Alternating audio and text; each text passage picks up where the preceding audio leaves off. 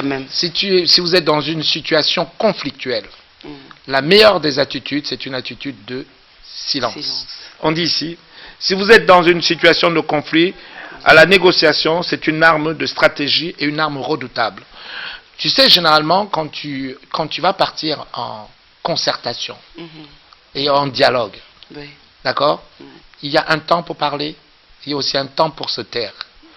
J'invite tous ceux qui vont faire cette expérience très prochainement d'apprendre d'abord à garder le silence, à écouter l'autre, parce que le silence est une arme.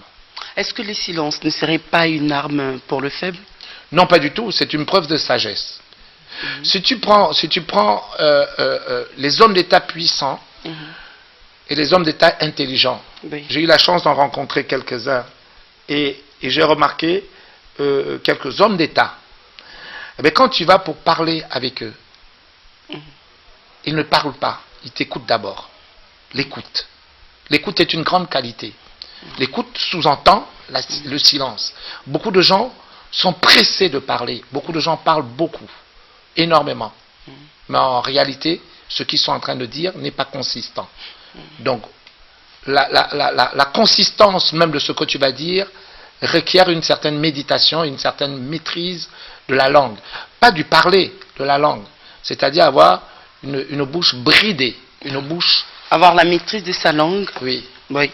Alors, vous avez donné quelques exemples. Allons-y. On va prendre, utiliser le silence dans un conflit avec diplomatie. Comment ça se passe? Disons que quand tu ne dévoiles pas tes batteries, en fait. Quand tu vas dans un conflit diplomatique, même avec un autre pays, tu ne devrais pas parler en premier. Tu dois prendre du recul. Comprendre exactement où va l'autre. Mais si tu viens, tu dévoiles tout, parce que c'est une tactique, en fait. Parce que la personne à qui tu ne dis pas tout, ou tu supputes, tu vas le laisser son imagination galoper. Donc le fait de ne pas trop parler vite, ceux qui parlent vite et beaucoup, en fait, font beaucoup de dégâts. Et tu prends du recul, tu prends le temps de te poser, tu prends le temps d'observer, tu prends le temps d'écouter, tu prends le temps d'analyser. Il y a un temps pour tout, il y a un temps pour parler, il y a un temps pour réfléchir, et il y a un temps pour passer à l'action. Et puis, savoir utiliser le silence en politique, que voulez-vous dire par là? Disons que le silence en politique, c'est avoir d'abord un esprit de concision. Beaucoup d'hommes politiques parlent, et parlent tout le temps. Pour ne rien dire. Pour ne rien dire. Regardons rien communiquer. Oui, regardons simplement la télévision, même quand on ouvre notre télé, les gens parlent pour ne rien dire. C'est creux, ce n'est pas consistant. Si tu as l'esprit d'analyse et que tu écoutes ce qu'il est en train de dire, à la sortie, il règle des comptes, mais il ne dit rien.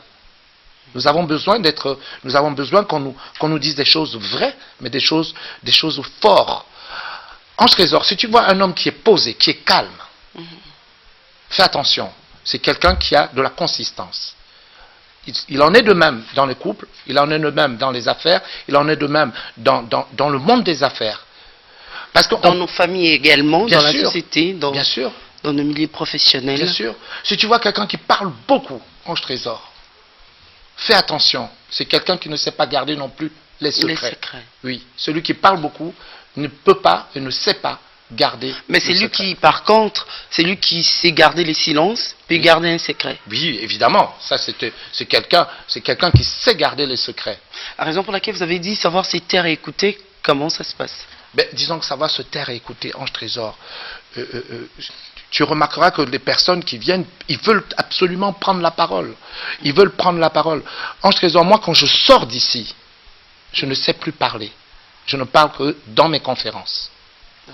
Je ne parle que si je suis invité à parler. Sinon, en public, je n'ai rien à dire. Tu sais, c'est une qualité, maîtriser sa langue, Ange Trésor. Bien entendu, je parle chez moi avec ma femme. Donc ça lui plaît de m'entendre. Mais quand je suis dehors, je ne parle pas.